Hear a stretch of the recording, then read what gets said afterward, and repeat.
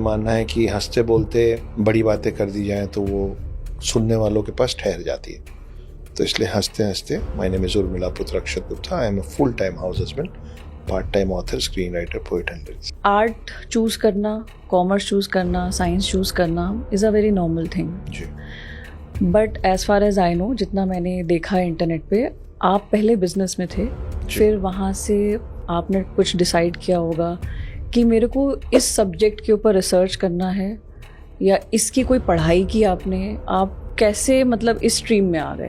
क्या डिफरेंस है इन तीनों में जो आपने बोला, रिलीजन और आध्यात्म और कल्चर में? यार रिलीजन तो बहुत ही कन्फाइंड चीज़ है, बहुत छोटी सी चीज़ है रिलीजन। क्यों बोल रहा हूँ मैं ऐसा? आपका रिलीजन जो है ना वो आपके शरीर में, आपके घर में, आपकी बातों में दिखता है। स्पिरिचुअल जर्नी जो है, देखो स्पिरिचुअल शब्द में ही स्पिरिट आता है। स्पिरिट मतलब सोल, आत्मा।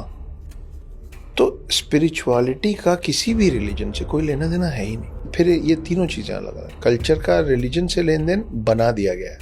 फॉर एग्जाम्पल कि अभी तक मुस्लिम्स ने परिवार में जब किसी का, उनके परिवार में जब किसी का देहांत होता है तो दफनाते। अभी भी आपको यहाँ कई लोग ऐसे मिल जाएंगे जिनका पजामा ऐसे 1-1.5 फुट ऊपर रहेगा, है ना, और कुर्ता बहुत ही ढीला रहेगा। देखा है ना आप? बिल्कुल। अभी भी आपको दिखेगा कि वो जाते हैं तो वो ऐसे करके हाथ धोते, ठीक है। ये एक्चुअली इनके रिलीजन का हिस्सा नहीं, ये इनके कल्चर का हिस्सा। ये पहले वहां रहते थे जहाँ पेड़ नहीं होते, वो भारत नहीं आए थे ना, उनके आसपास जंगल नहीं था, तो उनके पास जब जंगल नहीं था तो वो जलाने की प्रथा कैसे करते?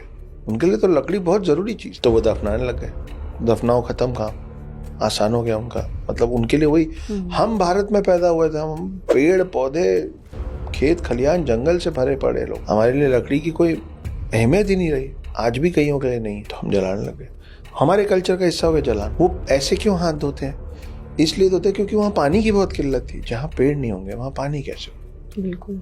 तो पानी की किल्लत, तो पानी बचाने के लिए वो ये this is kind of a reuse, कि यहाँ चुल्लू में लो और यहाँ तक धो लो। समझ रहे हो आप? तो ये कल्चर का हिस्सा है जो इतने समय तक रेगुलर मतलब कंटिन्यू किया गया कि अब उसको समझ ही नहीं है लोगों को कि वो कल्चर अलग चीज है और रिलीजन अलग चीज है। तो आप जब सोचते हो तो आपके अंदर सबसे पहला नाम किस भगवान का आता है? 2 भगवानों का नाम आता है, एक देवी है और एक देवता है। देवी जो है उनका नाम उर्मिला है, और जो मेरे देवता है उनका नाम अजय है, और ये मेरे माता पिता का नाम है। तो मेरा कनेक्शन, मुझे ऐसा लगता है कि डायरेक्ट ना होते हुए मेरे माता पिता के थ्रू है। पहला तो पूरे शिव पुराण में कहीं ऐसा नहीं लिखा, किसी वेद पुराण में नहीं लिखा हुआ है थैंक यू सर कि शिव नशा करते थे। गलत बात है। लेकिन एक चीज लिखी हुई है जिसके कारण इसको लोगों ने अपने अपने हिसाब से मैनिपुलेट कर लिया है।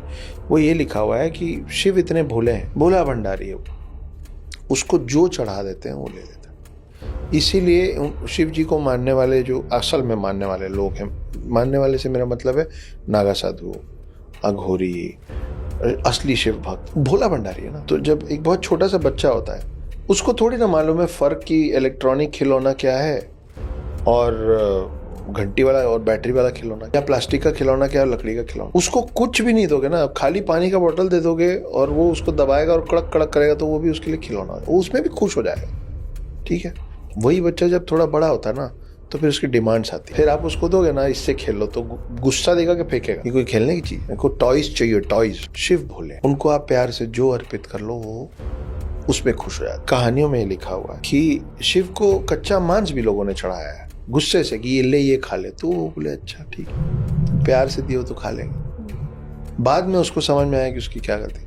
शिव के जितने रूप हैं उसमें एक रूप है भिक्षु वर, भिखारी के रूप में आया। आपने सुना है बेगर्स आर नॉट चूजर्स? बिल्कुल। तो जब वो भिक्षु वर के रूप में, भिखारी के रूप में आए होंगे, तो उनको जो दिया होगा ले लिए होंगे ना। तो वो करते करते लोगों को अब जो मन करता है ना वो करके बोलते हैं कि हमारे शिव करते हैं तो हम भी कर लेंगे।